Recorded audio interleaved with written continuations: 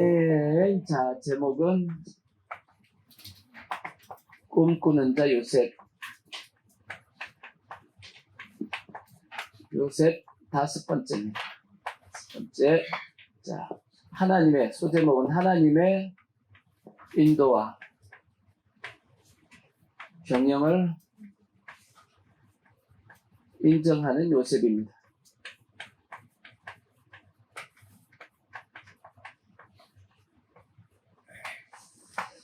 자, 말씀을 먼저 한번 볼게요. 창세기 45장 4절 본문 말씀을 한번 보시면 요셉이 형들에게 자기가 요셉임을 밝히면서 했던 얘기입니다. 이렇게 얘기했다고 합니다. 요셉이 형들에게 이르되 내게로 가까이 오소서. 그들이 가까이 가니 이르되 나는 당신들의 아우 요셉이니 당신들이 애굽에 판 자라. 당신들이 나를 이곳에 팔았다고 해서 근심하지 마소서. 한탄하지 마소서. 하나님이 생명을 구원하시려고 나를 당신들보다 먼저 보내셨나이다. 요셉이 자기가 애굽에 팔려온 것이 누가 했대요? 요셉의 형들이 한 게 아니고 하나님이 그렇게 하셨다라고 인정하고 있는 겁니다. 그리고 6절 말씀, 이 땅에 2년 동안 흉년이 들었으나 아직 5년은 밭갈이도 못하고 추수도 못할지라 하나님이 큰 구원으로 당신들의 생명을 보존하고 당신들의 후손을 세상에 두시려고 나를 당신들보다 먼저 보내셨나니. 다 하나님이 하셨다라는 겁니다. 그런즉 나를 이리로 보낸 이는 당신들이 아니요 하나님이시라. 하나님이 나를 바로에게 아버지로 삼으시고 그 온 집의 주로 삼으시며 애굽의 온 땅의 통치자로 삼으셨나이다 라고 그렇게 형들에게 얘기합니다. 그러니까 자신의 모든 삶이 누구의 인도였다? 하나님의 인도였고, 지금 흉년이 있고 풍년이 있었고 흉년이 있는 이 모든 인류의 이 지구상의 이 경영도 누가 하고 계시다? 하나님이 지금 현재 하고 계시다라고 인정하고 있는 내용의 말씀입니다. 그러니까 요셉의 마음속에는 이 모든 과정이 다 누가 인도하고 계시다? 하나님이 인도하시고 경영하고 계시다라는 것을 설명하고 있습니다. 그러니까 하나님의 인도와 경영은 크게 두 가지로 볼 수 있습니다. 첫 번째는 개인에 대한 말씀이고, 경영은 뭐예요? 인류에 대한 하나님의 경영하심이 있다라는 겁니다. 이 개인의 경영, 개인의 인도하심을 가장 성경에서 요약을 해가지고 잘 설명한 데가 어디냐면 그것이 다윗의 시편 23편입니다. 시편 23편에 보면 하나님께서 우리 개인에 대해서 어떻게 인도하고 계신지 자세하게 설명해 놨습니다. 그게 시편 23편인데 그걸 한번 보자고요. 시편 23편. 자, 시편 23편 1절부터 보시면, 여호와는 나는 무엇이다? 목자시다라는 목자. 하나님은 나의 뭐가 되시냐? 목자가 되신다. 하나님이 우리를 인도하시는데 어떤 모습으로 인도하냐면 우리의 목자처럼 우리를 인도하신답니다. 그러니까 우리는 하나님의 뭐가 되는 거죠? 양이 되는 겁니다. 하나님은 우리의 목자시고 우리는 하나님의 양이신데, 그렇게 목자가 하나님이 되시고 내가 양으로서 나를 인도하시면 뭐가 없다? 첫 번째 뭐냐? 부족함이 없다. 하나님이 우리를 인도하시면 부족함이 없어요. 믿으시나요? 안 믿으시잖아. 하나님께서 우리를 인도하시면 부족함이 없다. 넉넉하기는 안 하시는 것 같아. 넉넉할 만하면 넉넉하게 하시는데 우리를 인도하시는 대부분의 모습을 보면 부족함이 없게 인도하시는 것 같아요. 말이 좀 다르죠? 넉넉하게 인도하시는 것은 물론 하나님께서 나중에 넉넉해도 교만하지 않겠다. 그래도 교만하지 않고 절제할 수 있는 신앙과 경륜이 되면 아마 하나님께서 넉넉하게 부어주실 겁니다. 하지만 그 전까지는 하나님께서 우리를 어떻게 인도하시냐? 부족함이 없게 인도하신다라고 되어 있어요. 부족함이 없다라는, 그래서 뭔 뜻이에요? 우리가 필요하면 하나님이 그 필요한 만큼에 대해서는 하나님께서 채워주신다라는 그런 뜻이죠. 그래서 성경을 이렇게 쭉 보면 하나님께서 이스라엘 백성들을 이끄신 것도 보면 부족함이 없게끔 채워주신 걸 볼 수 있습니다. 마치 광야로 가고 있는 40년 동안 광야 생활 가운데 하나님께서 이스라엘 백성들을 인도하실 때 부족함이 없이 채워주셨죠. 새벽이 되면 하늘에서 뭐가 내렸냐면 이슬같이 만나가 내렸습니다. 그러니까 그 만나 가지고 하루를 살아갈 수 있습니다. 쌓아놓지 못하게 하셨어. 왜? 쌓아두면 썩어버렸습니다. 하지만 뭐는 없게끔, 부족하지는 않게끔 먹을 수 있게끔 해주셨습니다. 물도 마찬가지고, 그 다음에 고기 먹고 싶다 그러니까 하나님께서 메추라기 보내셔가지고 또 부족함이 없게끔 해주셨고, 그리고 이제 광야에서는 옷이나 이렇게 신발이 다를 수 있으니까 성경에 보면 옷도 헤어지지 않았고 신발도 이게 헤어지지 않았답니다. 요즘 뭐 나이키, 아디다스 소용없어. 하나님이 만들어주신 신발이 최고야. 안 달아. 좀 지겹지는 않았을까 싶은데. 자, 신명기 8장 4절에 보시면 이 40년 동안에 내 의복이 헤어지지 아니하였고 내 발이 부르트지 아니했다고 했어요. 저때 당시 신발 뭘로 신었죠? 이게 샌들 같은 거 신었어요. 샌들 비슷한 거. 오늘날로 얘기하면 샌들이 오래가요? 금방 닳아요? 금방 닳잖아. 근데 발이 부르지 않다라는 것은 하나님께서 그 신발, 그 샌들이 안 딸게끔 우리에게 편하게 하게끔 광야의 길을 걸어갈 때 편하게 걸어갈 수 있게끔 그렇게 해주셨다라는 겁니다. 왜? 광야에서는 이렇게 물자를 조달할 수가 없으니까 하나님께서 다 그렇게 해주셨다라는 것이고, 옷도 그래서 한번 입은 옷은 절대 헤어지지 않아. 참 좋은 것 같은데 말이지. 여러분 옷을 몇 년 정도 입어요? 한번 옷 사면 뭐 좋은 옷은 몇 년 입을 수 있겠지. 근데 우리가 늘 얘기하듯이 요즘은 다 집집마다 뭘 있냐, 뭐가 있냐면 옷방이 있어. 옷방이 있으면 옷방 있죠? 옷방 있어요, 없어요? 예전에 옷방이 어디 있었어, 그죠? 예전에는 옷방이라는 개념이 없었는데 어느 날부터인가 온 집에 이제 다 온 집집마다 뭐가 생겼냐면 옷방이 생겼어. 예전에는 연예인들이나 옷이 많은 사람들만 옷방이 있다고 생각했는데 요즘은 집집마다 옷방이 다 있습니다. 그런데도 불구하고 옷방에 옷이 가득 있어. 그죠? 가득 있는데 늘 뭐라고 얘기하죠? 입을 옷은 없어. 참 이해할 수 없어. 옷방에 옷은 많은데 왜 입을 옷이 없는지 이해할 수 없지만 나는 입을 옷이 많더만. 왜 이렇게 많아? 저는 선택을 안 합니다. 그냥 아무거나 입으면 돼. 하여튼 하나님께서 그렇게 어떻게 해주셨다? 하나님이 인도하시면 어떻게 하신다? 부족함이 없게 하신다. 자, 그 다음에 또 시편 23편 다시 보시면 여호와는 나의 목자시니 내게 부족함이 없으리로다. 그가 나를 어디로 누이시며 푸른 풀밭 그 다음에 쉴만한 물가. 양들에게 제일 좋은 게 어디예요? 푸른 풀밭하고 쉴만한 물가입니다. 양들이 저거만 있으면 됐지 뭐. 더 이상 뭐가 필요한가요? 양들에게 제일 좋은 환경을 하나님께서 뭐 해주신다? 목자로서 만들어주신다. 그렇게 말씀을 하고 있는 겁니다. 마찬가지로 하나님께서 우리에게 인도하시는 것은 우리에게 가장 맞는 삶을 하나님께서 우리에게 뭐 하시냐면 인도하십니다. 특히 양들은 푸른 풀밭이 어딘 줄 알아요? 몰라요? 모르잖아. 쉴만한 물가가 어딘지 알아요? 몰라요? 몰라요. 근데 목자는 알아요? 몰라요? 목자는 안단 말이에요. 그러니까 마찬가지로 하나님은 아십니다. 아시니까 우리를 푸른 풀밭 쉴만한 물가로 인도하시는 겁니다. 그럼 세 번째 뭐라고 말씀하죠? 내 영혼을 뭐하고? 내 영혼을 소생시킨다고 그래요. 소생. 다르게 얘기하면 내 영혼에 생명력이 넘쳐나게 만든다고 해요. 생명력. 소생이 뭐예요? 다시 살아난다는 거예요. 살아난다고. 내 영혼이 살아나게 만드십니다. 하나님이 우리를 인도하시는 그 길은 우리의 영혼을 생명력 있게 소생시키는 그 길로 인도하십니다. 그러니까 육신적인 어떤 물론 그것도 하나님께서 인도하시지만 그것보다 더 중요한 건 뭐냐면 우리의 영혼을 생명력 있게 만들어주시는 그 길로 인도하시는 것이 그것이 하나님의 인도라는 겁니다. 그래서 우리의 영혼이 이 생명력이 넘치려고 그러면 실제 그것이 뭔 얘기냐? 성령 충만입니다. 성령 충만.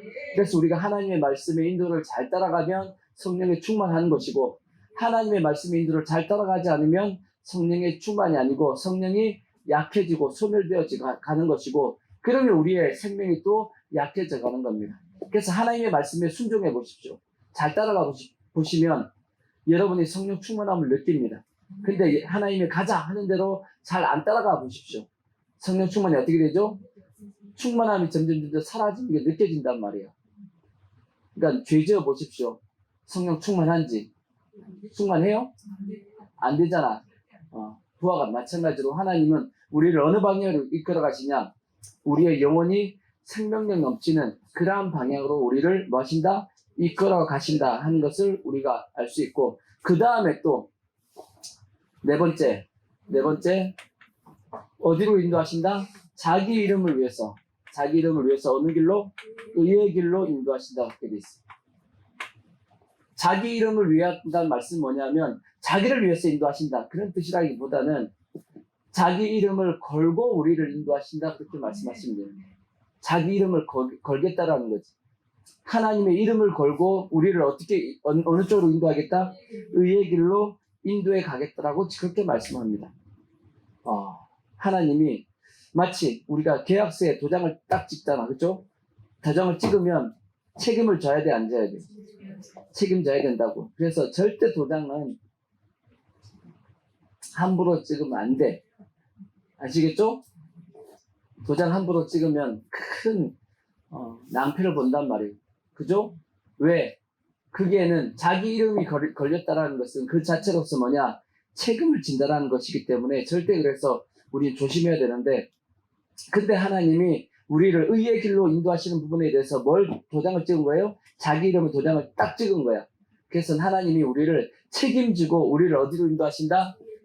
의의 길, 옳은 길로 하나님은 반드시 인도하신다라는 거예요. 그래서 하나님이 인도하신 대로 따라가면 무조건 의의 길입니다. 아시겠죠? 믿으십시오. 의의 길이에요. 근데 이제 문제가 뭐냐? 하나님께서 무조건 옳은 길로, 의의 길로 인도하신다고 했는데 가다 보니까 어디로 갔어요? 사망의 음침한 길로 갔어요. 사망의 음침한 길로. 음침한 골짜기로 갔어요. 골짜기. 그쵸? 사망의 음침한 골짜기로 갈 수도 있지. 왜냐? 목자가 양 보고 가자 하고 이제 따라가고 있는 중입니다. 좋은 길만 갈 수가 없잖아. 저기 앞에 뭐가 있는데? 의의 길, 푸른 풀밭, 쉴만한 물가가 저 앞에 있는데 그 길로 가려고 하면 반드시 어딜 지나가야 돼요? 산도 넘어갈 수도 있고 골짜기도 지나갈 수 있는 거지. 그럼 골짜기도 지나갈 수 있어요, 없어요? 있는 거지. 어떻게 좋은 길로만 갈 수 있냐? 근데 좋은 길로 갈 때 너무 돌아가. 그러면 좋은 길로 가는 게 나아요?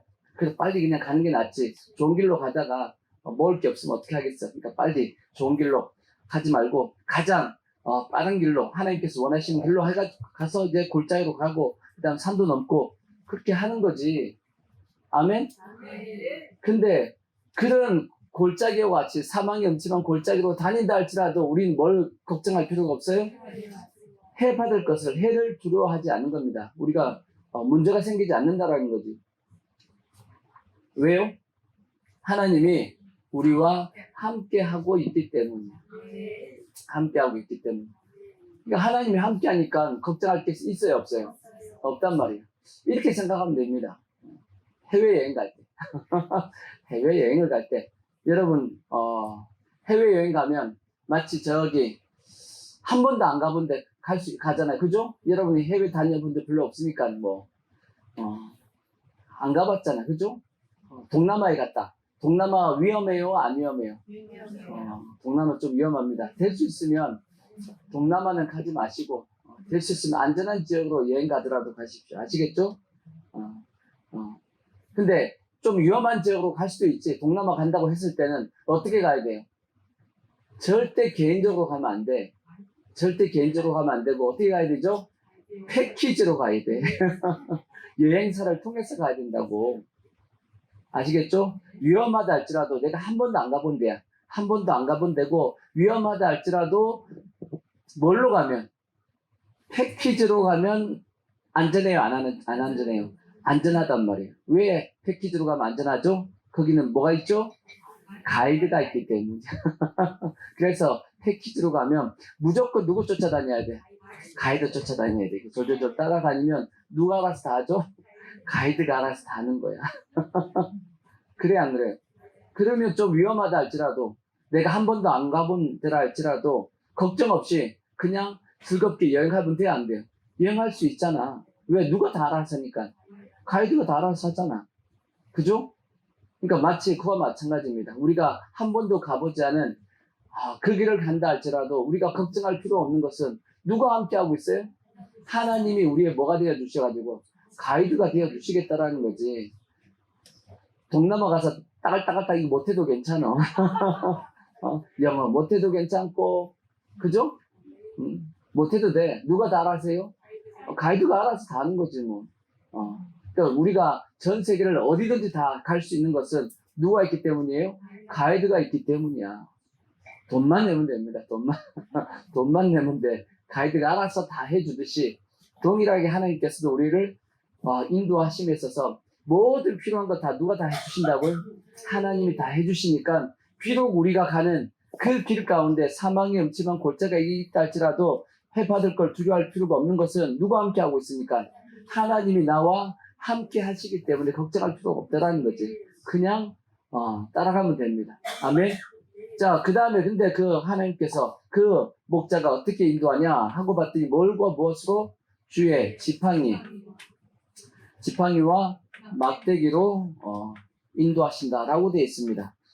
찾아보니까 지팡이는 좀 짧은 거고 막대기는 긴 거, 이게 고리가 있는 거, 우리가 보통 목자가 가지고 있는 거 있죠? 그 긴 걸 그걸 이제 막대기라고 하는데 이 막대기를 가지고는 이제 이 맹수들하고 이제 싸우기도 하고 끌어 이제 양떼들을 끌어 당기기도 하고 그렇게 하는 것이고 하여튼 지팡이하고 막대기를 통해서 우리를 목자가 양을 이끌어 가신다라고 그렇게 말씀을 합니다. 그래서 하나님께서 우리를 이끌어 가시는 것에 대해서 잘 바르게 인도하고 지키고 보호하고 인도하신다 그런 내용의 말씀입니다. 그 다음에 또 이어서 그렇게 했더니 주께서 내 원수의 목전에서 뭘 차려주신다?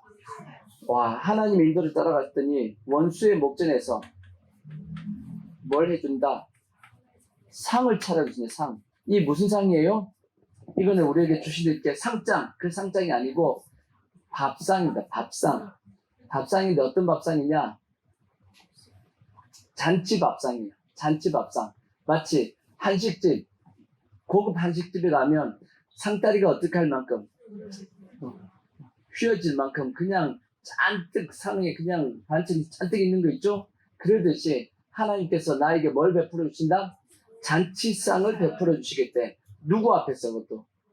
원수의 목전. 원수 앞에서. 근데 원수는 같이 그 상을 먹어요? 못 먹어요? 못 먹어. 누구만 먹어? 나만 먹어. 나만 맛있게 먹을 수 있어. 원수는 뭐만 할 수밖에 없어요? 원수는 구경하면서 열받아 하겠지. 열받아 하는 거지. 하나님께서 그렇게 나를 해주신다는 겁니다. 하나님의 인도를 따라가니까 원수의 목전에서 상을 베푸신다는데 이걸 좀 더 곱씹어서 얘기해보면 어떤 느낌이냐면 하나님이 우리의 인생을 역전시켜 주신다 그 뜻이에요. 대역전. 요셉도 역전시켰잖아. 안 그런가요? 요셉의 인생이 뭐예요? 인생 대역전이지. 지금 어디에서 지금 총리가 된 거예요? 감옥에 죄수에서 죄수.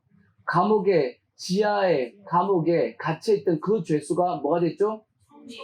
애굽의 총리 가장 높은 바로가 얘기했습니다. 내가 너보다 높은 것은 뭐밖에 없다? 그냥 이름밖에 없고 나머지 모든 권력은 누가 다 가져라? 너가 다 가져 하고 바로가 얘기했듯이 가장 높이 올라간 겁니다. 그러니까 인생의 대역전을 시켜주신 겁니다. 근데 성경에 이와 같은 내용이 여러 군데가 있어요. 성경에 보면 다니엘서 보시면 다리오 왕이 4명의 총리를 세웠단 말이에요. 4명의 총리를 세웠는데 그 중에 제일 그래도 가장 높이 누굴 세웠냐? 다니엘을 가장 높은 총리로 세운 겁니다. 근데 이 나머지 세 명의 총리가 기분이 나쁜 거예요. 기분이 왜 나쁘냐? 나쁠 수밖에 없지. 왜냐하면 다니엘은 어떤 사람이냐? 그 전에 바벨론의 총리였단 말이죠. 바벨론의 총리를 했던 겁니다. 바벨론의 총리를 했던 그 사람이 이제 바벨론이 완전히 이제 무너지고 메데 바사 메대였죠. 그러니까 다리오니까 메대인데 메대 바사의 새로운 나라가 이제 되었단 말이에요. 그러면 이 메대 바사가 바벨론을 먹었으니까 이 메대 바사 안에서 누굴 세워야 되죠? 총리를 세워가지고 나라를 다스려야 되는데 이 다리오 왕이 누굴 세웠냐면 자기 나라에서 3명을 세우고 그 전 바벨론에 있던 다니엘을 총리로 같이 세운 겁니다. 근데 4명이 같이 같은 급이었으면 또 이해가 되겠는데 다니엘을 또 어떻게 해요? 그 위에다가 또 세웠네? 이 3명의 기분이 좋아요, 나빠요? 나쁘지. 아주 나쁘죠. 그렇죠? 그러니까 어떻게 하려고 해요? 다니엘을 모함해가지고 죽여버려야겠다 라고 이제 모함을 하죠. 그래가지고 계략을 꾸몄잖아. 그래서 계략을 꾸며가지고 결국은 그 계략에 이제 걸려가지고 다니엘이 어쩔 수 없이 어디에 들어갔죠? 사자굴에 들어갔단 말이에요. 사자굴에 들어가서 그러니까 그 다리오 왕이 밤새 잠을 못 잤다고 그랬어요. 왜? 자기가 사랑하는 다니엘이 사자굴 속에 들어갔으니 이제 죽었다 생각하니까 그것도 자기가 실수해가지고 자기가 그 3명의 총리한테 속아가지고 도장을 찍어주는 바람에 어쩔 수 없이 다니엘을 사자굴 속에 집어넣었단 말이에요. 근데 이제 새벽이 돼가지고 급히 이 왕이 다리오 왕이 이 다니엘을 사자굴에 이제 찾아갔단 말이에요. 그래서 밖에서 다니엘을 부릅니다. 다니엘아 살아있냐? 너의 그 하나님이 너를 지켜주지 않았냐? 하고 얘기했더니 다니엘이 어떻게 얘기해요? 당근이 있죠 이렇게 이제 살아있지 내가 하고 이제 건집을 받은 이후에 왕이 화가 나요 안 나요? 화가 나가지고 당장에 나를 죽이고 이 다니엘을 모함했던 그 3명 총리 그 가족들까지 다 어떻게 해요? 다 사자굴 속에 집어넣어버리라고 던져버리라고 던졌더니 어떻게 해요? 그들이 땅에 닿기도 전에 사자들이 다 뜯어 죽였더라고 돼 있어. 무서운 말씀이지. 근데 그런 사자들이 누구나 안 죽여요? 다니엘은 못 죽였습니다. 왜? 하나님의 천사가 와서 다 이렇게 입을 딱 막아버렸겠지. 가만히 있어. 그렇게 했겠죠. 그러니까 그게 뭐냐? 대역전입니다. 대역전. 또 이 비슷한 내용이 또 성경에 있죠. 그게 에스더서에 하만이라는 사람이 온 이스라엘 전 세계에 퍼져 있는 유대인들을 다 어떻게 해요? 다 죽이겠다라는 계략을 꾸미잖아요. 그래갖고 왕한테 가가지고 왕에게 조서를 이제 왕을 어떻게 그것도 또 속이는 거죠.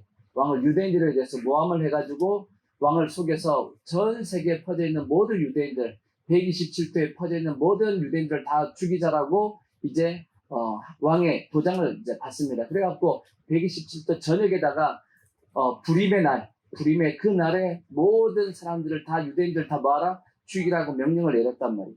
그래서 이제 이 에스더와 모르드기에 의해서 결국은 나중에 대역전이 벌어지죠.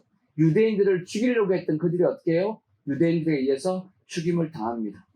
하만도 어떻게 보면 모르드기를 죽이려고 꼭대기에다가 저기 자기 집 앞 꼭대기에다가 왕궁 앞에다가 장대를 달아가지고 어떻게 해요? 모르드기를 달아가지고 뭐라 그랬어요? 죽이려고 하다가 결국 누가 죽어? 자기가 죽잖아. 그게 뭐예요? 우리 인생의 대역전입니다. 대역전. 하나님이 이끄시면 마치 어떻게 되신다? 그렇게 원수의 목전에서 뭘 베푸신다? 상을 베푸신다라는 또 비슷한 얘기가 또 하나가 또 있습니다. 그게 뭐냐? 이스라엘 백성들이 바벨론의 포로로 잡혀갔다가 이렇게 돌아왔는데 돌아와서 제일 먼저 뭐 했죠? 하나님의 성전을 지으려고 했대요. 성전을 지으려고 그랬더니 그 주위에 있던 총독들이 이스라엘이 나라가 뺏겼다가 다시 회복하다 보니까 다시금 이스라엘 나라가 강해지는 것이 좋아요, 싫어요? 자기 주위에 강한 나라가 생기면 싫으니까 이 옆에 있는 주위에 있는 총독들이 와가지고 계속 뭐 했죠? 성전을 짓지 못하게끔 괴롭혔단 말이에요. 괴롭혔다고. 그래서 괴롭히는 방법이 뭐였냐면 저기 이제 메데바사 거기다가 이제 서신을 보내가지고 여기서 이런 성전이 지어지면 나중에 왕을 배반하게 될 것입니다 해가지고 계속 괴롭혔다고. 그러다가 이제 이스라엘 백성들이 성전을 짓다가 멈추게 됩니다. 멈춰지다가 나중에 다시 성전을 재개해야 된다, 다시 지어야 된다 하고 학개와 스가랴 선지자가 다시 외치다 보니까 다시 성전을 건축하게 됩니다. 그러니까 주위의 나라들이 성전 건축하는 걸 멈추다가 다시 지으니까 어떻게 해요? 이것들 또 짓네? 해가지고 또다시 어떻게 해요? 또다시 조서를 써보냅니다. 조서를 또 써보내가지고 뭐 하게끔 만들라고. 성전 건축을 못하게 막으려고 보냈더니 그때 왕은 지혜로워가지고 조서가 올라왔네? 이 조서에 대해서 한번 조사해봐라 했더니 고레스 왕 때 성전을 짓게끔 했어 안 했어요? 고레스 왕이 성전 짓게끔 도와주라고 돼 있어. 그래갖고 어떻게 해요? 그 총독들 보고 너희들이 세금 거둔 거 있지? 그거 가지고 성전 지어. 그래서 누가 지었냐? 그 주위에 있던 총독들이 세금 거둔 걸 가지고 성전을 지었습니다. 대역전이 벌어진 거죠. 이게 뭐냐? 하나님의 인도하심을 따라가다 보면 우리 인생도 마찬가지입니다. 원수의 목전에서 뭐 하신다? 하나님은 상을 베풀어 주십니다. 대역전극. 그래서 지금 잠시 내 원수들로부터 내가 좀 고통을 당한다 할지라도 우리가 너무 힘들어하지 마시고 하나님의 인도만 잘 따라가다 보면 하나님이 뭐 하실 때가 온다? 원수의 목전에서 상을 베푸실 때가 온다라는 것을 믿고 아멘. 그럴 날이 분명히 옵니다. 자, 그 다음에 또 뭐라고 말씀하냐? 그래서 내게 상을 차려주시고 그 다음에 뭐 하신다? 기름으로 기름 발라준다. 기름. 어디에 바르신대요? 기름을 내 머리에 부었습니다. 기름을 내 머리에 부었다는 게 뭐 뜻이죠? 기름을 머리에 부는 사람이 누구 있죠? 세 종류의 사람이 있습니다. 왕, 그 다음에 제사장, 그 다음에 선지자입니다. 하나님께서 나를 인도하시는데 뭘로 인도하시냐면 왕이나 제사장이나 선지자처럼 쓰시겠다는 뜻입니다. 하나님의 인도함을 따라가면 요 세 사람의 사역을 하게 됩니다. 왕은 뭐죠? 다스리는 사역입니다. 제사장은 백성들의 죄를 사하고 백성들의 병을 치료하는 사역이 제사장의 사역이고 선지자의 사역은 하나님의 말씀을 받아서 백성들에게 전하는 사역이 선지자의 사역입니다. 이런 사역을 하나님께서 나에게 부여해 주신다는 뜻입니다. 뭘 하게 되면? 하나님의 인도함을 따라가게 되면 근데 이 사역을 할 때 얼만큼 하게 하냐? 얼만큼 하게 한대요? 내 잔이 넘치도록 하게 만드신답니다. 내 잔이 넘친다는 게 뭐냐? 나의 분량, 나의 능력 이상으로 하나님이 뭐 하신다? 나를 쓰신다. 그 뜻입니다. 여러분들이 하나님께서 여러분을 쓰시는데 얼만큼 쓰시냐?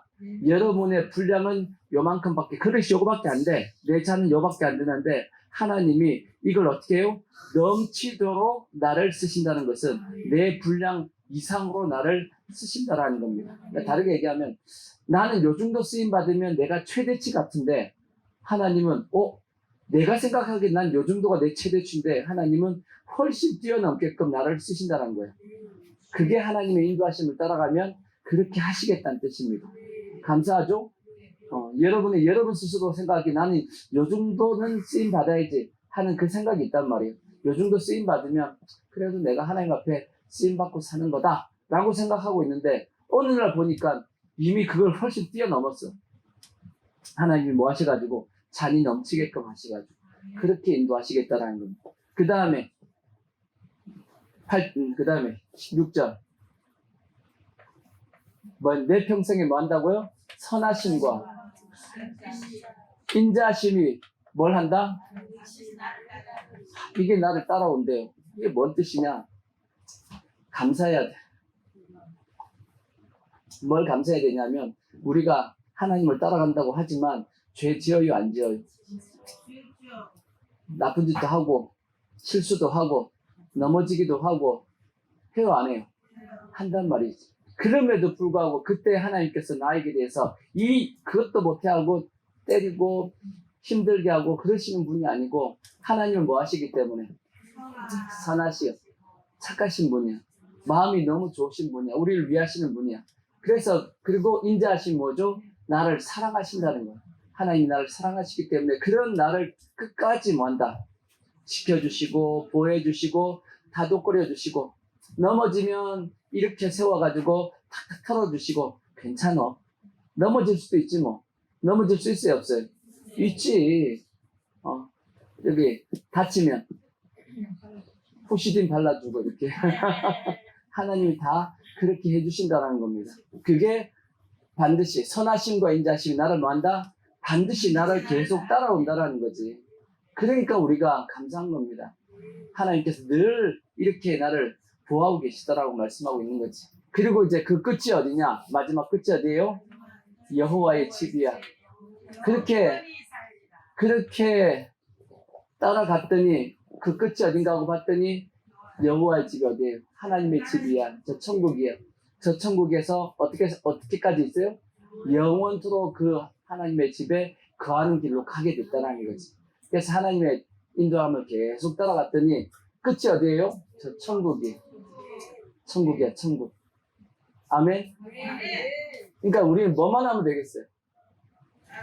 하나님만 그냥 따라가면 돼. 절절절절절게 그렇게 따라가면 된다고. 그러니까 얼마나 감사하냐고. 그러니까 우리가 그래서 뭘 믿어야 되냐? 하나님이 나를 뭐 하신다? 인도하심을 믿고 이게 개인적인 겁니다. 개인적으로 따라가면 이렇게 된다라는 거죠. 근데 개인적으로도 그런데 인류, 이 지구상의 모든 이 경영도 누가 하신다? 이것도 하나님이 하신다 그랬어요. 하나님이 경영했으니까 그 경영은 다 어떻게 된다? 반드시 이루어진다라고 성경이 말씀하고 있어요. 자, 이사야서 14장 24절, 이사야서 14장 24절에 보시면 그렇게 돼 있어. 만군의 여호와께서 맹세하여 이르시되 내가 생각한 것이 반드시 뭐하고? 하나님이 생각한 건 반드시 됩니다. 내가 경영한 것을 반드시 뭐하겠다? 이루겠다 라고 말씀합니다. 내가 아수르를 나의 땅에서 파하며 나의 산에서 그것을 짓밟으리니 그때 그의 멍에가 이스라엘에게서 떠나고 그의 짐이 그들의 어깨에서 벗어질 것이라. 그렇죠. 이사야에서 히스기야 때 결국은 어떻게 해요? 아수르가 다 떠나게 되죠. 자, 이것이 온 세계를 향하여 정한 무엇이며? 경영이며 하나님의 경영이라는 거죠. 하나님의 경영이며 이것이 열방을 향하여 온 세상을 향한 하나님이 뭐냐? 편손이라 하셨나니 만군의 여호와께서 뭐 하셨습니까? 경영하셨은즉 누가 능히 그것을 패하며 패할 자가 있어요? 없어요? 패할 자 없어. 하나님이 경영했으면 누가 막겠냐고. 그의 손을 펴섰은즉 누가 능히 그것을 돌이킬 수 있다 없다? 돌이킬 수 없다라고 그렇게 말씀을 하고 있습니다. 그러니까 하나님이 경영하신 것은 반드시 뭐가 된다? 이루어진다라고 말씀하고 있는데 하나님이 인류 경영을 쭉 이렇게 살펴보면 다 이루어졌습니다. 아직 이루어지지 않은 게 뭐죠? 주님의 재림이야. 재림. 그 다음에 재림 이후에 무슨 사건이? 이제 천년왕국이 이루어지죠. 천년왕국이 이루어지고 그 다음에 새 예루살렘이 이루어지고 그 다음에 천년왕국과 새 예루살렘 사이가 뭐냐면 심판이 이루어지겠죠. 백부자 심판. 이게 아직 뭐하고 있냐면 하나님의 경영에서 남은 부분입니다. 남은 부분이야. 반드시 하나님이 뭐 하겠다? 이루겠다고 말씀했으니까 이것도 반드시 뭐 할 거다? 반드시 이루어지게 될 거니까 우리는 저걸 뭐하냐? 늘 염두에 두고 살아야 돼.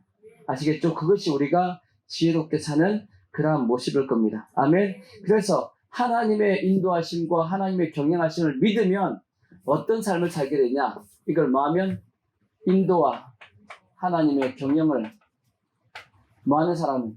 믿는 사람은 어떤 삶을 살게 되냐? 여러분 했던 말씀이지만 다시 잠시 복습을 하면 첫 번째 뭐냐? 인내할 수 있어. 인내할 수 있다. 뭐 어떻게 보면 참고 견딜 수가 있는 겁니다. 왜냐? 우리가 하나님의 인도하시면 아까도 말씀드렸지만 하나님의 인도하시다 보면 우리가 사망의 음침한 골짜기도 갈 때가 있어요, 없어요? 갈 수 있지. 힘들고 어려울 때가 있죠. 그때 우리가 하나님을 원망하고 불평하고 다 끝났다 하고 좌절하고 낙심해버리면 뭘 안 믿고 있는 거냐? 하나님의 인도하심을 안 믿고 있는 겁니다. 믿는 사람은 어떻게 해요? 하나님께서 이렇게 인도하시는 것은 이유가 있을 거야. 하고 그는 뭐 하지 않냐면 낙심하거나 좌절하고 넘어지지 않습니다. 비록 넘어졌다 할지라도 다시 어떻게 해요? 일어나서 탈탈 털고 그래 뭔가 이유가 있겠지 하고 다시금 뭐 하냐면 걸어 나가는 겁니다. 인내하고 참고 견디고 나가는 겁니다. 근데 성경의 모든 말씀이 다 뭐라고 말씀하고 있냐? 하나님 앞에 열매를 맺는 사람은 어떤 사람이다? 인내한 사람이 열매를 맺는다라고 다 그렇게 되어 있어요. 자, 로마서 5장 3절도 한번 보시면 로마서 5장 3절 자, 다만 이뿐 아니라 우리가 환난 중에도 즐거워하나니 이는 환난은 무엇을? 인내를. 인내는 연단을, 연단은 소망을 이루게 된다라고도 말씀했고, 자, 누가복음 8장 15절 보시면 좋은 땅에 있다는 것은 착하고 좋은 마음으로 말씀을 듣고 지켜 뭘로 결실한다? 인내로서 결실한다. 그렇게 되어 있습니다. 그러니까 우리의 삶 가운데 하나님의 인도와 경영을 믿으면 우리는 어떻게 할 수 있냐면 인내하는 삶이 될 수 있다.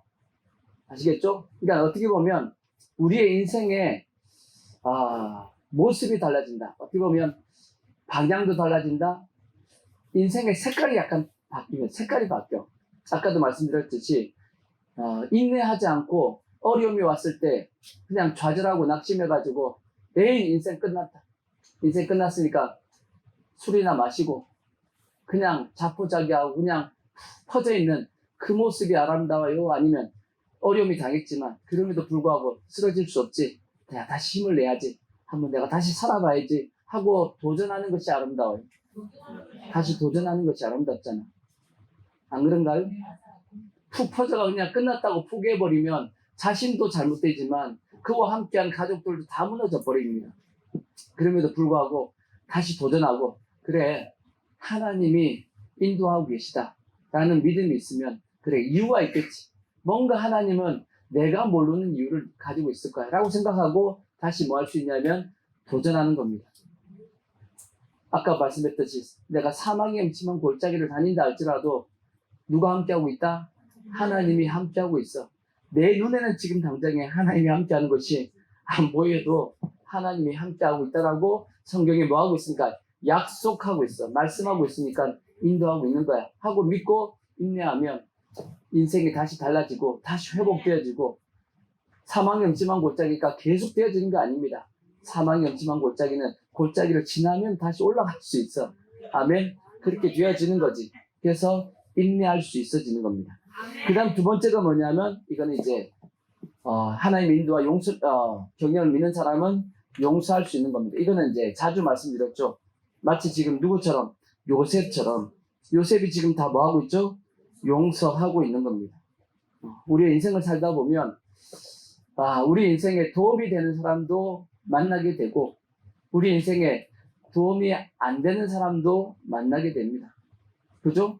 뭐 도움이 안 되는 것뿐 아니라 내 인생에 만나지 말았어야 될 그놈도 있습니다. 안 만났으면 좋았을 걸 하는 그런 사람도 있어요, 없어요? 있죠. 왜 없냐고. 다 있습니다. 항상 좋은 사람만 만나는 것은 아닙니다.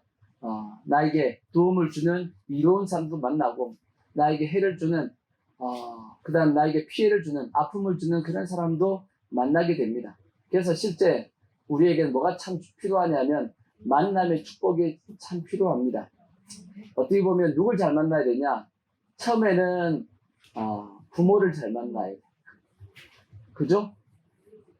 우리 인생에 많은 영향을 미치잖아, 부모가.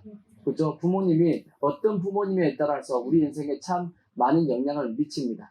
그럼에도 불구하고 그 부모를 좀 제대로 못 만났다 할지라도 또 자기가 열심히 하면 또 괜찮아질 수도 있고, 그리고 우리에게 가장 어떻게 보면 큰 영향을 또 미치는 게 뭐냐면 이제 결혼입니다. 어떤 남자를 만나냐에 따라서 어떤 여자를 만나냐에 따라서 우리 인생이 또 많이 색깔이 바뀌게 되죠. 우리 인생을 많이 좌우합니다. 그죠? 아줌마가 될 수 있고 여사님이 될 수 있어. 누구의 차이죠? 뭐의 차이죠? 남편이 누구냐에 따른 차이가 아줌마가 될 수 있고 여사님이 될 수도 있어. 근데 그것도 인생이 중요하지만 그것보다 더 중요한 것은 예수님을 만나는 게 제일 중요한 겁니다. 예수님 만나면 예수님을 만나느냐 만나지 않느냐의 차이가 뭐냐? 우리 인생이 구원을 받느냐 구원받지 못하느냐, 하나님의 자녀냐 아니면 마귀의 자녀냐, 그것이 결판지어지는 것이 누구냐? 하나님을 만나냐 예수님을 만나냐 예수님을 만나지 못하느냐의 차이입니다. 그래서 가장 큰 축복은 누굴 만나는 거냐면 예수님을 만나는 겁니다. 그게 가장 큰 축복입니다. 그래서 우리 모든 성도들은 다 예수님 만났으니까, 만났죠? 네. 예수님을 만났으니까 주님 앞에 나와서 예배드리지. 그러니까 예수, 이 만남이, 그러니까 우리는 인생 최고의 일단 만남을 가진 사람이에요. 그래서 우리는 인생 최고의 축복을 받았으니까 다른 만남 때문에 자꾸 어, 괴로워하지 마시고 그놈만이 아니었으면 이런 생각이 듭니다. 그것도 누구의 뜻이다. 하나님의 인도하심이다라고 생각해야 돼. 그것도 그놈 아니었으면 여러분의 신앙이 좋을 수가 없어. 그놈 때문에 내 신앙이 좋아진 거야. 이런 생각도 할 수 있잖아. 그놈 아니었으면 기도했겠냐고. 안 그런가요? 그놈 때문에 기도했지. 그놈이 누군지 모르겠지만 성경은 그렇게 말씀을 하고 있거든. 그러니까 요셉도 보십시오. 요셉의 만남에서 그 형들 만남이 좋았어요? 안 좋았잖아. 형들이 자기를 팔았잖아. 근데 형들이 팔았으니까 그게 애굽에 올 수 있었지. 아니었으면 계속 야곱 아버지 밑에 있었겠지. 또 보디발 장군 부인, 그 못된 그년 누명 씌워가지고 말이지. 감옥에 보냈는데 감옥에 안 갔으면 그 술 맡은 관원장 만날 수 있었겠냐고, 꿈을 했었겠냐고. 안 그러겠어요? 그러니까 우리가 보기에는 잘못된 만남 같았는데 그 과정을 다, 그러니까 우리 인생을 여러분 단편적으로 보시면 안 돼. 단편적으로 보지 말고 종합적으로 전체를 다 봐야 돼. 전체로 다 보니까 아하, 이게 다 이 하나님의 한편에 마치 드라마와 같이 영화와 같이 나를 이끌어 가셨구나 하는 걸 알 수가 있죠. 영화도 보십시오. 영화도 보면 희극에 5대 요소가 있잖아. 뭐죠? 발단, 전개, 위기. 그 다음 위기 다음에 뭐죠? 절정이 있어. 위기에 절정이 있어야 돼. 그 다음에 마지막이 뭐예요? 이거 이제 결말이 이제 마지막에 이제 해피엔딩이든지 비극도 있어요. 비극도 있죠. 근데 우리는 다 비극 없습니다. 예수 믿는 사람은 무조건 뭐예요? 해피엔딩이에요. 우리는 무조건 해피엔딩이야. 해피엔딩이 보장된 사람이에요, 우리는.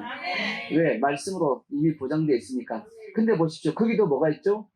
위기가 있고, 그 다음에 또 뭐가 있죠? 위기의 절정이 있어. 위기가 절정에 달았는데, 결국은 해결되어질 수 있는 해피엔딩이 되어지잖아. 그죠? 그래서 우리의 만남은 우연이 아니야. 우리의 만남은 우연이 아니고, 다 하나님의 인도와 예정하심 있는 겁니다. 우리가 그것을 우리가 믿으니까 우리에게 아픔을 줬고 피해를 줬고 했던 사람은 뭐 할 수 있냐면 용서할 수 있는 겁니다. 그게 요셉이 지금 그렇게 얘기하고 있잖아. 아까 읽었던 본문 말씀에 형들이 한 것이 아니고 누가 한 것이다? 하나님이 이렇게 하셨으니까 물론 때로는 우리는 이렇게 생각할 수 있어요. 하나님, 이게 최선입니까? 꼭 이렇게까지 해야겠습니까? 라고 생각될 때도 있어요.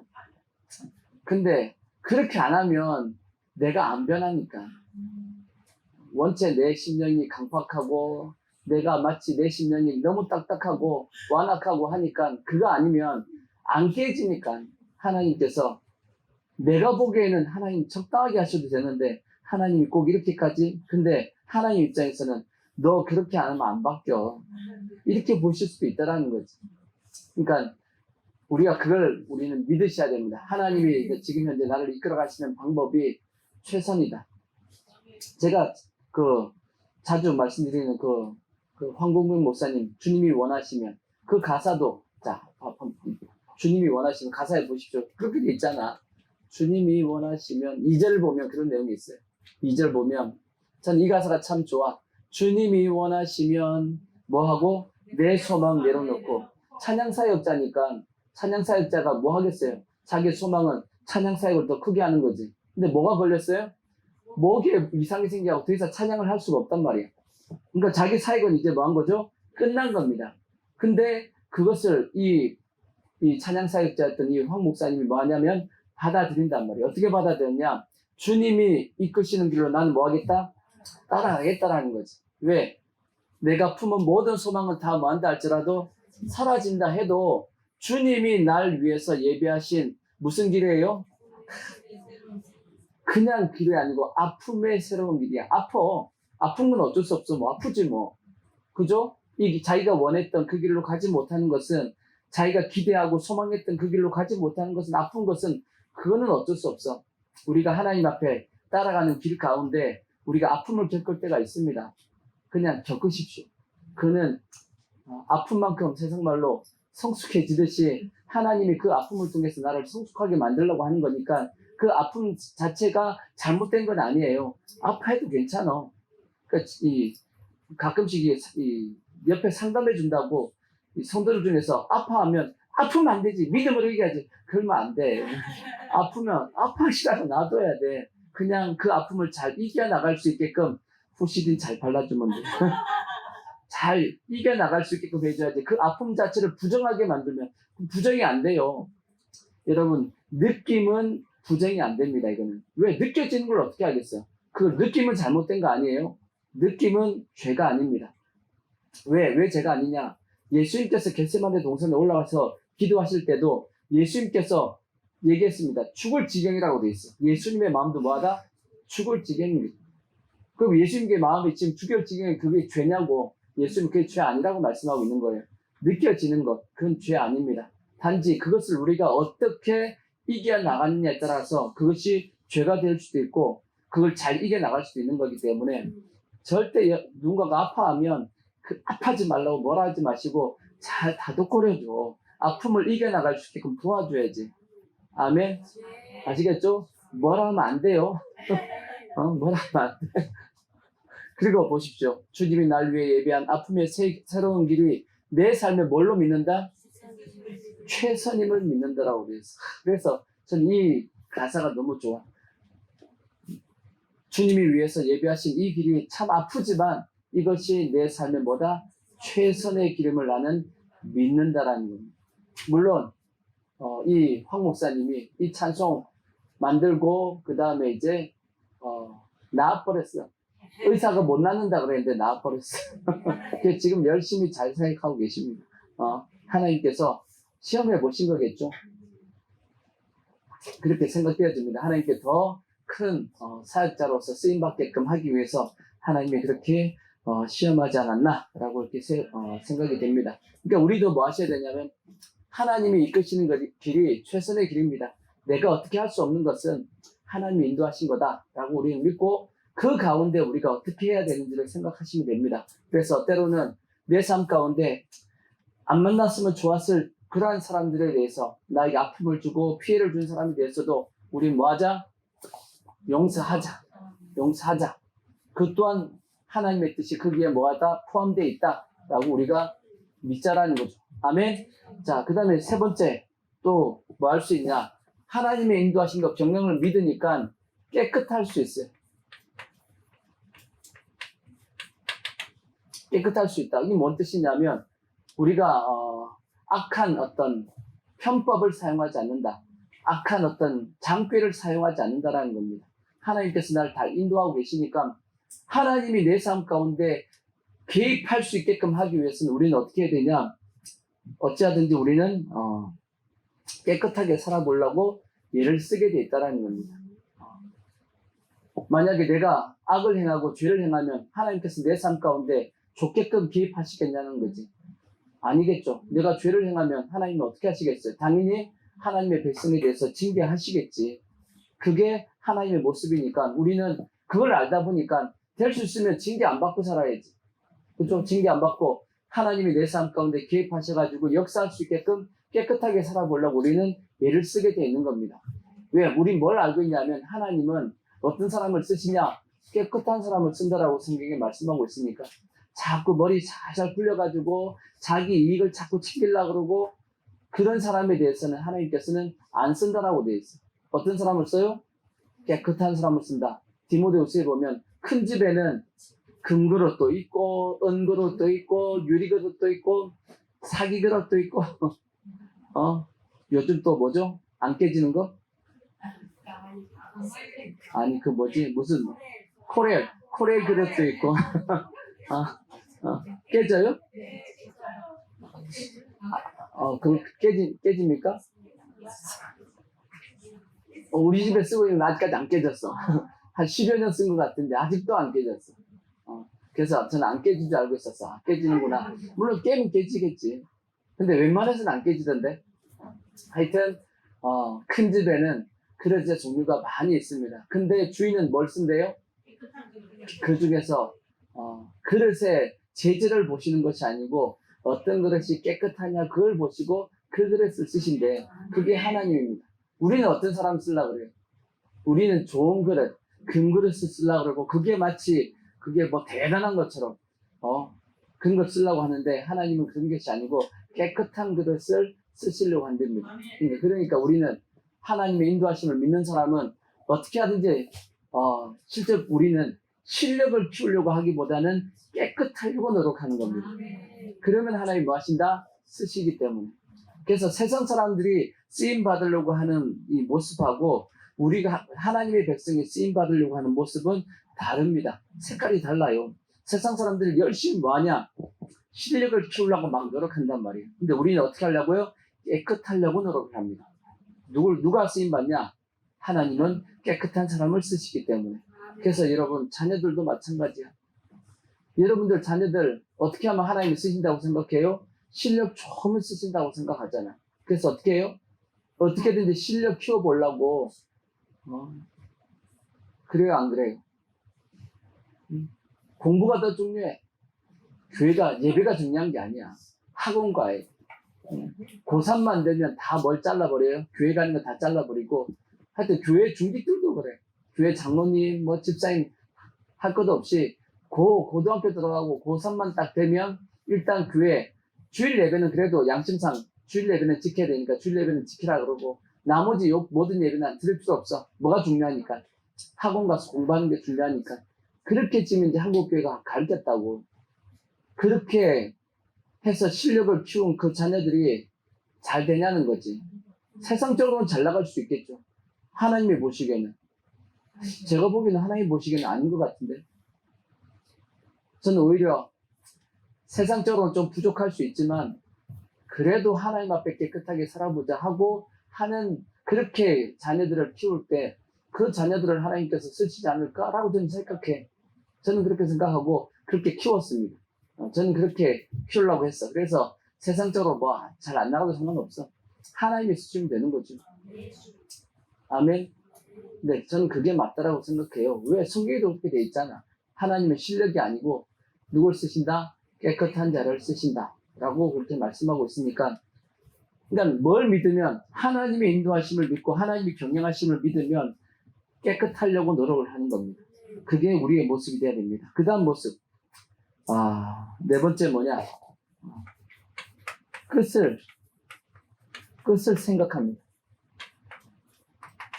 끝을 생각한다는 게 뭔 뜻이냐? 우리 하나님이 경영하신 거, 인도하심을 믿으면 어디를 자꾸 보냐면 끝을 생각합니다. 끝을. 당장을 생각하기보다는 어디를 생각해요? 자꾸 끝을 생각해 봅니다. 제가 여러분들에게 기도할 때 자주 뭐라고 기도하냐? 언젠가 우리가 뭐 할 때? 주님 앞에 설 때. 자꾸 그걸 생각해. 왜? 하나님이 인도하고 계시니까 우리 반드시 어디에 서게 돼 있어요? 저 끝에 하나님의 심판대 앞에 설 걸 생각하고 있단 말이지. 그래서 끝에 내가 승리하는 사람이 되어야겠다라고 생각을 하는 거예요. 지금 승리가 아니야. 지금은 하나님의 인도함을 따라가는데 뭐 골짜기도 갈 수 있고 산꼭대기도 갈 수 있고 잘 나갈 수도 있고 못 나갈 수도 있어. 그거는 지금이고 하지만 어디서는 하나님 앞에 섰을 때는 그 끝에는 하나님이 인정하시는 사람이 되어야지라고 생각하고 자꾸 어디를 보냐면 끝을 보는 겁니다. 끝을 자꾸 생각하는 거예요. 저는 하나님의 인도하심을 믿는 사람은 자꾸 그 끝을 생각하게 돼 있다라고 생각이 됩니다. 그래서 우리가 잘 아는 욥기 8장에 있는 말씀처럼 내 시작은 뭐였지만 미약했지만 내 나중은 심히 뭐 할 거다? 창대할 거다라고 말씀했어요. 아멘. 그게 맞다라고 생각합니다. 시작은 창대했지만 내 끝은 미약했다. 그게 좋은 말이에요, 나쁜 말이에요? 그건 안 좋은 말이지. 세상 말로 용두삼이 이런 거지. 시작은 거창하게 시작했는데 나중에 이제 쫄딱 망하는 것이 그게 용두삼이지. 그게 인생에 그렇게 되면 안 된다라는 거죠.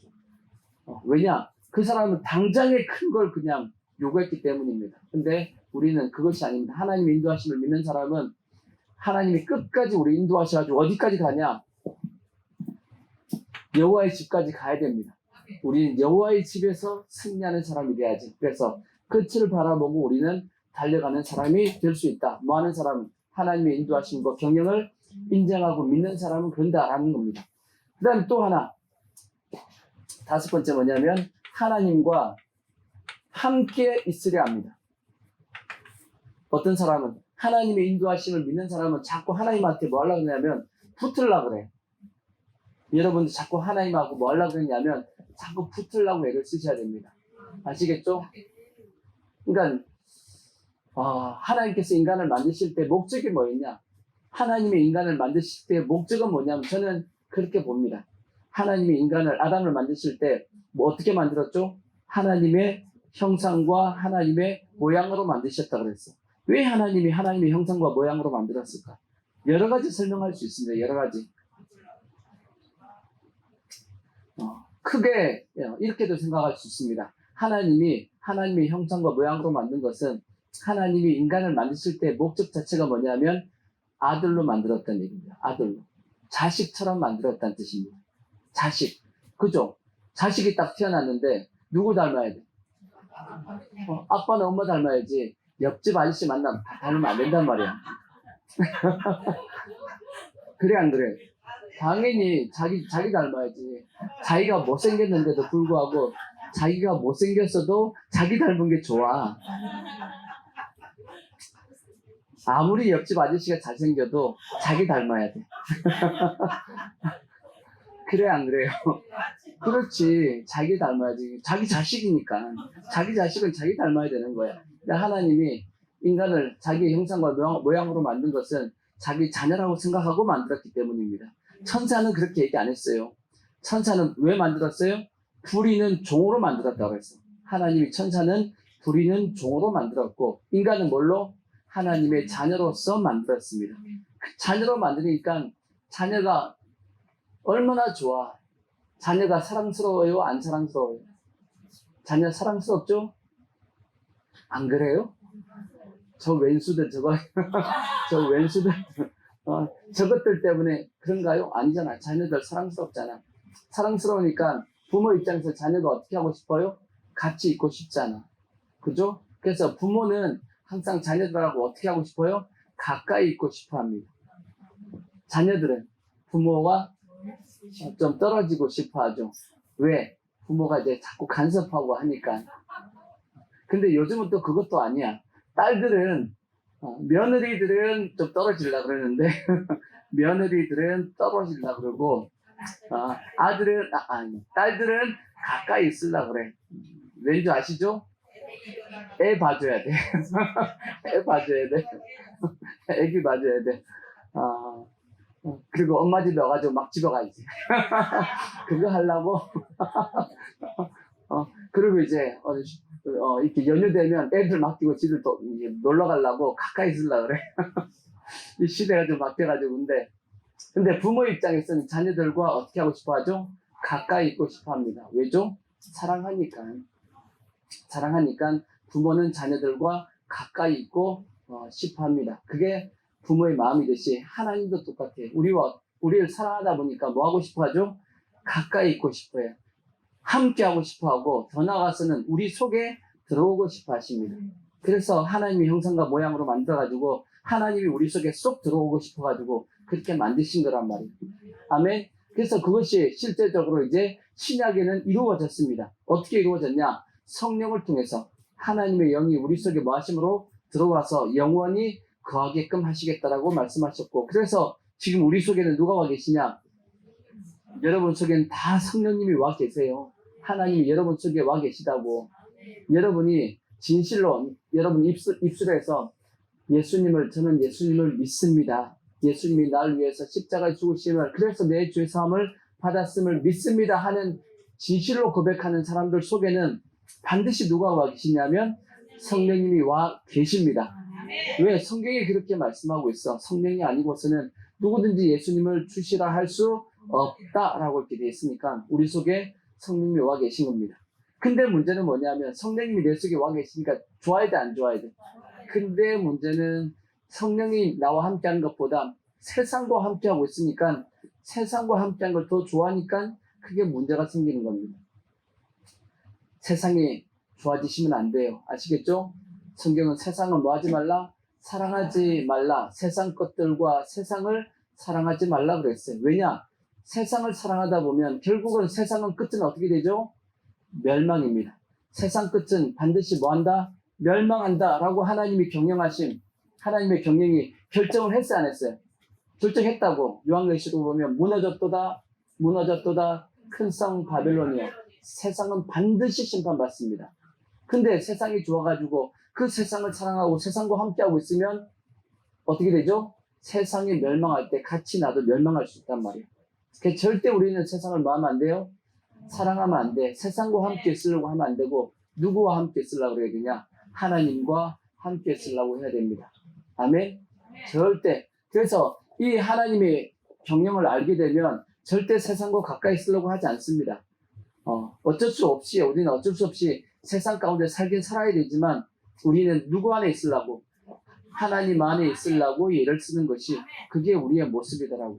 아멘? 그래서 세상을 세상 속에 산다 할지라도 세상을 사랑하지는 않습니다. 우리는 단지 우리는 세상 속에서 살아야 되니까 그 가운데 하나님의 뜻 가운데 살아가며 또 세상 가운데 지옥 가고 있는 영혼들을 뭐 하려고? 구원시키기 위한 어떤 그런 마음을 가지고 살아가는 거지, 그게 푹 빠져가지고 살아가는 그런 삶이 아니다라는 겁니다. 그래서 어찌하든지 하나님의 인도하심을 아는 사람은 하나님과 함께 하려고 얘를 쓴다라는 겁니다. 마지막 이제 한 말씀만 더 드리면, 마지막 여섯 번째 뭐냐? 하나님의 인도와 경영을 이제 인정하는 사람은 마지막에 상을 받습니다. 뭘 받아요? 상을 받습니다. 자, 한 사람이 예를 들면 시간이 많이 갔으니까 이제 말로 그냥 드릴게요. 한 사람이 예를 들면 사도 바울입니다. 사도 바울. 요 말씀은 읽자고. 자, 디모데후서 4장 6절 보시면, 디모데후서 4장 6절, 전제와 같이 내가 벌써 부어지고 나의 떠날 시각이 가까웠도다. 그러니까 사도 바울이 죽을 때가 이제 다가왔다. 디모데후서는 사도 바울이 마지막 쓴 서신입니다. 이제 곧 사도 바울은 이제 목이 잘려서 죽습니다. 근데 나는 뭘 싸우고? 선한 싸움을 싸우고 나의 달려갈 길을 뭐 했다? 마쳤다 그랬어. 그리고 믿음을 뭐 했다? 지켰다 그랬어. 그랬더니 이제후로는 나를 위하여 뭐가 예비되어 있다? 의의 멸관이 예비되었으므로 주곧 의로우신 재판장이 그날에 심판날, 그날입니다. 그날에 내게 주실 것이며 내게만 아니라 주의 나타나심을 사모하는 모든 자에게도 다 의의 멸관을 주시겠다라고 사도 바울이 그렇게 말씀을 했는데, 사도 바울의 인생을 한번 쭉 보십시오. 사도 바울이 회심을 하고 난 다음에 다메섹 도상에서 예수님을 만났습니다. 그리고 난 다음에 그가 이제 하나님 앞에 일단 연단을 받습니다. 연단을 받고 그가 하나님 앞에 부르심을 받아가지고 안디옥에 가게 되죠. 바나바에 의해서 이제 안디옥에서 사역을 하게 됩니다. 어느 날 하나님의 성령이 바나바와 사울을, 바울이죠, 따로 세워가지고 부르십니다. 그리고 뭘 시키냐면 선교 여행을 떠나라 하고 이제 명령을 했단 말이에요. 누가 하셨죠? 하나님의 성령이 따로. 말씀 보자고 시간 가더라도. 자, 사도행전 13장 2절 보시면, 13장 2절, 주를 섬겨 금식할 때 누가? 성령이 이르시되 내가 불러 시키는 일을 위하여 바나바와 사울을 따로 세워라, 그렇게 말씀했어요. 그러니까 선교 사역을 나갔던 이유도 누구 때문이에요? 성령의 인도하심을 따라갔기 때문입니다. 그 다음에 이제 1차 전도여행을 다녀왔습니다. 그리고 나서 2차 전도여행을 떠나려고 했을 때 바나바와 이제 사울이 이제 바울이 헤어지게 되죠. 그리고 바울이 따로 이제 신라를 데리고 그 다음에 중간에 디모데를 데리고 전도 사역을 떠났단 말이에요. 근데 전도할 때 어디로 가려고 했어요? 아시아 쪽으로 가려고 했다. 아시아 쪽으로 가려고 했는데 누가? 예수의 영이 계속 막았답니다. 예수의 영이 막았다는 건 누가 막았다는 얘기죠? 성령님이 막았대요. 근데 환상 중에 마게도냐 사람이 이쪽으로 오라 그럽니다. 그래서 사도 바울이 생각하길, 마게도냐 쪽으로 가라고 하나님께서 나를 인도하시는구나 하고 생각하고 그 인도를 따라서 아시아 쪽으로 복음을 전하지 않고 어디 쪽으로 갔어요? 유럽 쪽으로 복음이 먼저 들어간 겁니다. 인류의 발전이 거기서 나눠진 겁니다. 만약 사도 바울이 아시아 쪽으로 왔으면 아시아가 먼저 발전했을 겁니다.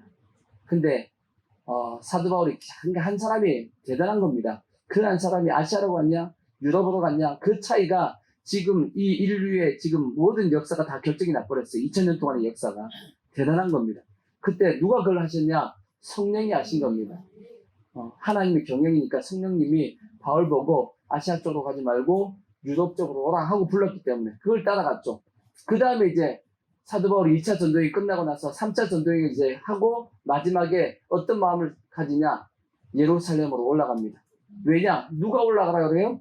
성령이 올라가라 그래요. 성령이. 자, 사도행전 20장 23절 보시면 20장 23절 오직 각 성령이 각 성에서 내게 증언하여 결박과 환란이 나를 기다린다 하시나 예루살렘 올라가면 결박 당하고 환란을 당할 거다라고 성령이 나한테 얘기를 하지만 내가 달려갈 길과 주 예수께 받은 사명 곧 하나님의 은혜의 복음을 증언하는 일을 마치려 하면은 나의 생명조차 조금 더 귀한 것으로 여기지 않겠다 하고 성령의 인도를 따라서 예루살렘 올라갑니다. 올라가서 결국은 예루살렘에서 잡혀가지고 가이사랴에서 2년 동안 옥살이를 합니다.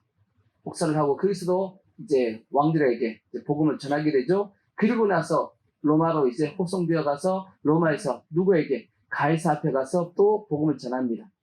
다 하나님의 성령이 다 사도 바울을 인도하신 것이고 그리고 나서 인생을 다 살고 나서 이제 전도사역을 하고 나서 마지막 이제 다시 네로 황제 때 감옥에 갇혔습니다. 그리고 이제 쓴 서신이 뭐냐면 아까 디모데후서 2장에 그 말씀처럼 나의 달려갈 길을 이제 난 뭐 했다?